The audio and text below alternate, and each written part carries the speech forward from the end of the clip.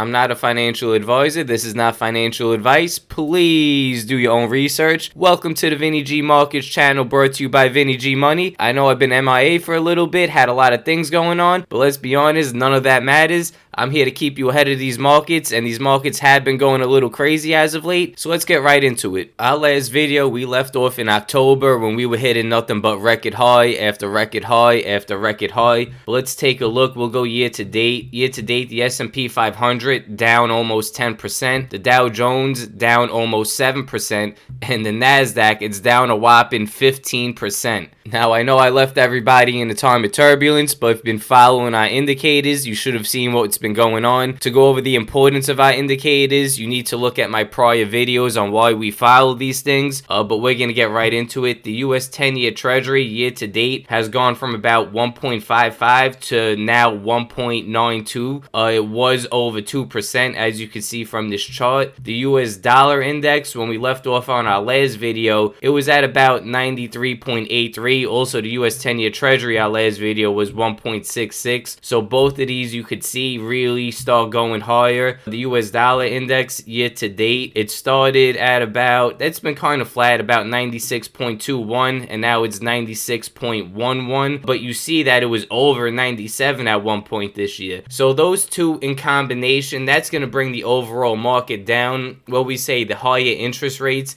is no good for the market, and that's why we see the bigger hit on the Nasdaq and tech stocks, because those are interest rate sensitive. The higher interest rates on those, the lower those stocks are gonna go. And also, you know how I like to invest in the fourth industrial revolution, and those stocks have been hit super hard. Maybe we pull up examples later, but what do we say on those? We just have to take those hits. I am cautious about investing more in those, because the fact is we're heading into a higher interest rate environment. The Federal Reserve has a meeting in March. They're gonna raise the interest rates. That's just gonna happen, and higher interest rates are gonna be a drain on these high growth fourth industrial revolution stocks, because they were trading at such crazy evaluations due to the money the Federal Reserve was pumping. Those are the reason why these stocks have been drained. Some of them 50-60% off their 52-week high, and even tech high growth stocks that absolutely destroyed earnings with good evaluations, such as Nvidia.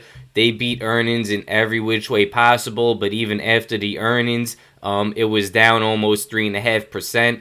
Also, year to date, a stock like Nvidia down almost a little over 20%. You could look at different things on why a stock like this would have dropped. You still have the supply chain issues with the chip shortages and this and that. But the truth is, with higher interest rates, which is what we're heading into, it's going to be a drain on these high growth tech stocks. Some of them might not be affected, but even stocks like Microsoft, you see taking a hit, down almost 14% year to date, even though Microsoft as well destroyed their last earnings.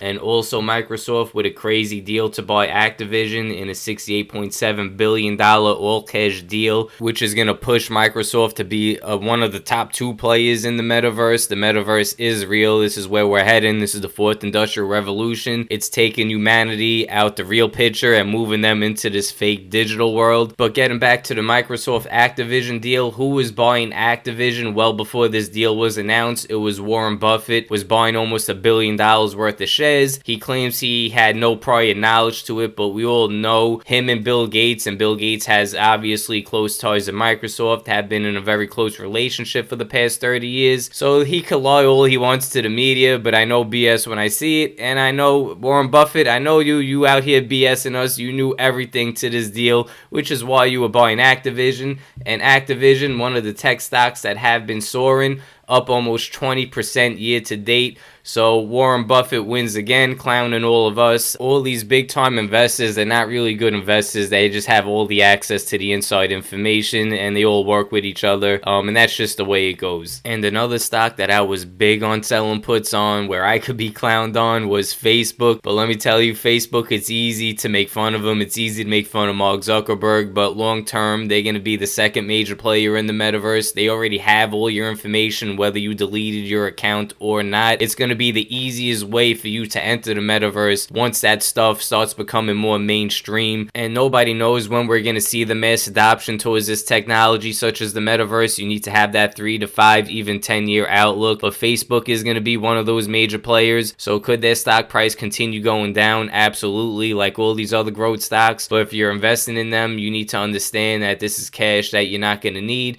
that you could sit on. So when this technology does start popping off, and it will, that's when you'll be rewarded. But getting back to the put selling ideas on Facebook that I was putting out in my prior videos, I do want to shout out Thetagang on Reddit. I learned so much when it comes to option selling when it comes to them. Not all their information is good, but you will learn a lot from Reddit Thetagang. Again, shout out to Thetagang. When one of us wins, we all win. But they taught me to stay away from earnings when selling options, and that's when Facebook tanked. So if you were avoiding Facebook option selling, at least during their earnings, you would have saved yourself basically all your money, because those that sold options on Facebook sold puts into their earnings, got absolutely destroyed, and I don't see a major recovery like that for Facebook anytime soon. But like all these other growth and tech stocks, we know the price levels they're at. We know what the 10-year Treasury is at. We have to look at what the Federal Reserve does, the US dollar index, and we could take everything from the price levels from here. So now let's look at our last indicator. We all know that's our big hitter, crude oil. And crude oil year to date has been doing nothing but going higher. Been at around 77.50. Our last video was at around 83. Now it's at 91.07. It did cross over 95 for a little bit. Crude oil is doing nothing but going higher. I would wait for a pullback over here, but crude oil and energy, those are going to be the best performing sectors going forward, along with the financials, the big banks. So when it comes to selling options, we're going to try to keep it to energy and the big banks. Even with your portfolio now, if you're looking for not safe havens, but if you're going to be looking for the best performing sectors, that's where it's going to be. It's going to be crude oil, energy, and the big banks, because those are more defensive. The rate hikes is not really going to affect crude oil and energy like that. And higher interest rates, those are actually beneficial for the banks. So going forward, if you want your portfolio in the best performing sectors, I will look at those two, because the truth is energy is not going to become cheaper for people anytime soon. And what brings up energy? It's crude oil. So those hand in hand are only going to go higher. Since our last videos, inflation has been out of control and has only gotten worse. I'll put up some of the articles, but I'm not going to go over every article because it's just been too many reports of inflation getting out of control. The Federal Reserve is finally admitted that inflation, it's not just transitory, it's here to stay. And that's their excuse on why they're going to raise interest rates going forward. But the truth is that interest rate raises, they're not going to control inflation. It's going to do absolutely nothing. The new technology, we'll go over this in later videos, that's actually what's going to help inflation. The use of robots, that's going to help the prices of goods go down. When it comes to fintech and cryptocurrencies, you could even look at it now. The interest rates that you could get on stable coins, they're much higher than what you could earn in the bank. When this becomes more mainstream, that's how people are going to earn higher interest, again helping inflation. And certain blockchain technologies and cryptocurrencies like VeChain, that's going to solve the supply chain issues going forward. All the issues and problems we're seeing now, which are a lot, they're all going to be solved with this new technology, which is why we need to have that 3 to 5, 10-year outlook when investing in these growth stocks into the fourth industrial revolution. So we'll go over our strategies now going forward. What's bringing the stock market down right now has nothing to do with the interest rate raises with the Federal Reserve. That's already baked in. As long as it's a 0.25 raise when the Federal Reserve does raise their interest rates, I don't see that really affecting the market. That's already baked in. What's affecting the market is this Russia-Ukraine crisis going on. Again, we don't get political here on the Vinny G Markets channel, we just speak the truth. The only thing that's going on over there is it's given an excuse for those two countries and other countries around the world to re-up on their weapons. And how do these countries pay for these new arm deals? You guessed it, they go to their central banks, they borrow more money, more debt is issued. When more debt is issued, the central banks become more powerful, and that's all with the Federal Reserve and BIS. All these countries, they all have a central bank, they're all working together, there is no real conflict. All this is an excuse for them to borrow more money from the central banks, which give the central banks more power. So I do see this conflict as being short-lived. Once this conflict is resolved and it's no longer an issue, that's when I think we're going to see the pullback in crude oil and energy, because Russia has been a big reason why crude oil has been spiking along with energy. So we'll wait for that to settle down, and that's when we can pounce on crude oil and energy. But there's a lot of people out there that think that this is going to lead to the ultimate crash of the stock market, this Russia-Ukraine situation. This is not the event that's going to ultimately crash the stock market. Of course, let's take a look at the US 10-year Treasury. What has it done since the crisis? It's actually gone down. The main crisis, the main thing that's going to give us this stock market crash is going to be a spike in that US 10-year Treasury. Has it gone up? Absolutely, but we could reevaluate at the 2.0 level. But it's gone from 2.0 down to 1.9 in that range. So the fact that the US 10-year Treasury yield dropped is telling me that this is not the situation that's going to overall crash the stock market. As a matter of fact, once I think this Russia situation is settled, which I think it will be short-lived, we're going to see the stock market eventually hit higher highs. The reason being is the Federal Reserve has put out all these threats about tapering their balance sheet. They are going to raise interest rates, but they announced a taper back in November.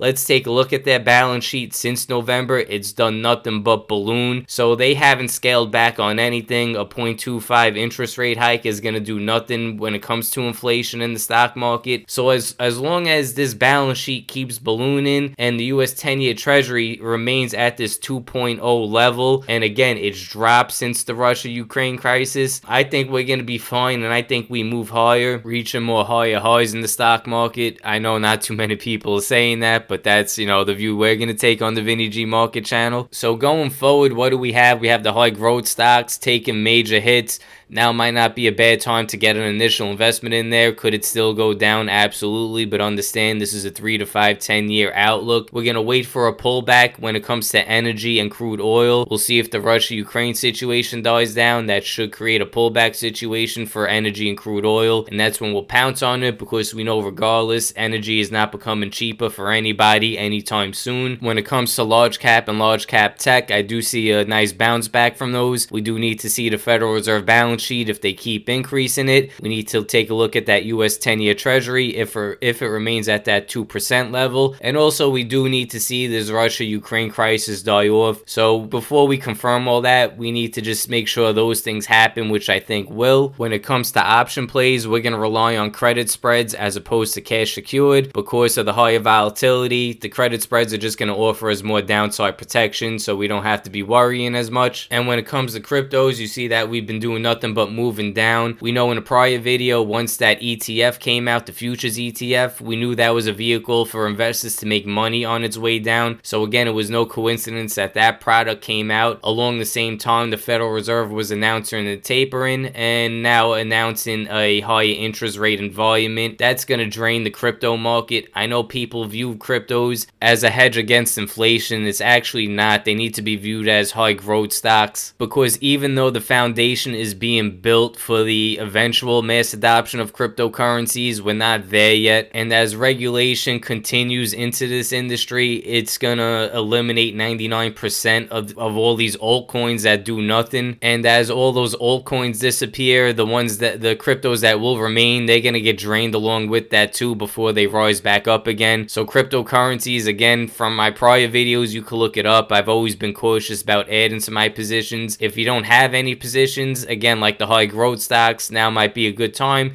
to at least get your feet wet a little bit. But if you already have your core positions as to adding towards them, I think we're still gonna continue to go down on those, because especially with cryptos, they haven't taken that 50-60% drop like in these high growth stocks in the stock market.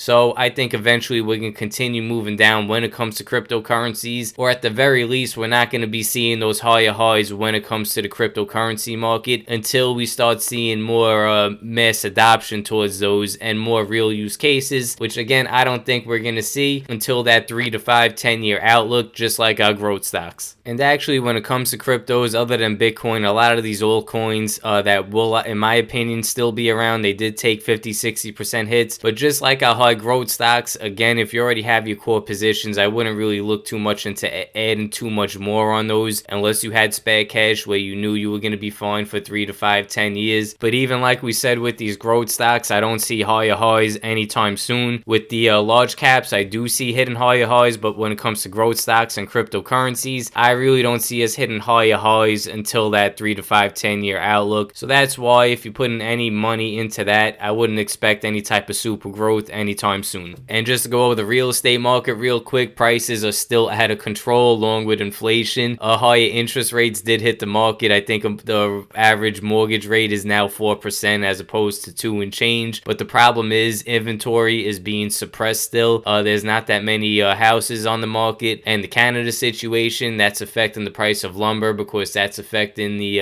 inventory when it comes to lumber, being that we rely so heavily on Canada. So that whole situation, whether it's planned or not, you could leave that up to yourself. When it comes to housing, again, it's technology that's going to overall drive this market down. And what I mean by that are 3D houses. These 3D houses are not going to be relying upon lumber. Also, they're not going to need all that labor to build these houses. So once these 3D houses start popping up, that's going to create a lot of inventory for houses. So along with higher inventory, higher interest rates, and the possibility of the Federal Reserve no longer buying mortgage-backed securities, that could lead to the down prices in housing. Who has the exact timing on all this? Who knows? But that's what's going to bring the deflation to the prices of houses eventually. But that's all we got this week. I'm going to try to put more videos out going forward. I wouldn't expect myself to be like Lil Wayne in the early 2000s, but I'm going to try to put out a video maybe once a week, once every 2 weeks to keep everybody updated with what's going on. So in the time being,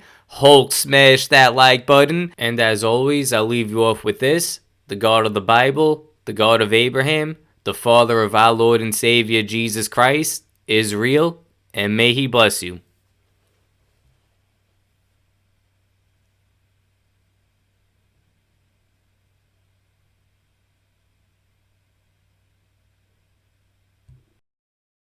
It may look like toothpaste, but this 3D printing technology is spitting out a 1,900 square foot house. The concrete foundation, interior and exterior walls, and utility conduits. This is the final product. We're trying to build houses in half the time for half the price. New York-based SQ4D printed the model home in about 2 days with barely 3 workers, and it's cheap. Our profits will be higher, and we will be able to show that with more projects that we do. How do you sell a 3D printed house? I'd like to think it sells itself. What is the weirdest thing anybody has ever said to you when they walk into this place? Oh man, is it plastic? The company now has the permits to build on this site down the road, the first 3D printed home for sale to the public. 1,500 square feet, 3 bedrooms, 2 baths, listed at just under $300,000. That's about half the price of a comparable new home in the area. The offers are in the thousands. We are getting, people are seeing the price across the nation and loving that. It's out layer by layer by layer, 2 inches thick. Potential buyers like the Johnsons from Kansas City are already lining up. We've been looking since September of last year. And a lot of the homes in the 2 counties are just impossible to find anything at this price. And this quality. So this is the result, the raw result of 3D printing. It's kind of like concrete corduroy, but if you don't love this look, they can smooth it out for you and make it look just like a regular wall. But for the home builders, this is a real game changer. Right now, they're up against a severe labor shortage as well as skyrocketing prices for lumber, and both of those are combining to just make their costs really, really difficult right now. So this could address both of those. Back to you guys. Yeah, Diana, that's amazing. And the argument now largely seems to be price for 3D printing and what it can do in real estate. But 3D printing technology should allow companies to create shapes, perhaps do things with engineering that are impossible under traditional methods. Do you think that there's a premium end of this 3D printing and construction market? Absolutely. In fact, we were talking to the builder about what the outside of the house could look like, and he was saying that you could put literally any image into the 3D printer and customize the outside of the home so it would look like shingles or it would look like a different type of wood. You could even put your face on the front of the home if you wanted to. So the possibilities are really endless with the technology. It's just going to be a question of what the buyers want and if the builders really, really buy into it. Not my face. No, thank you. But point taken. Diana Olick, thank you. Shepard Smith here. Thanks for watching CNBC.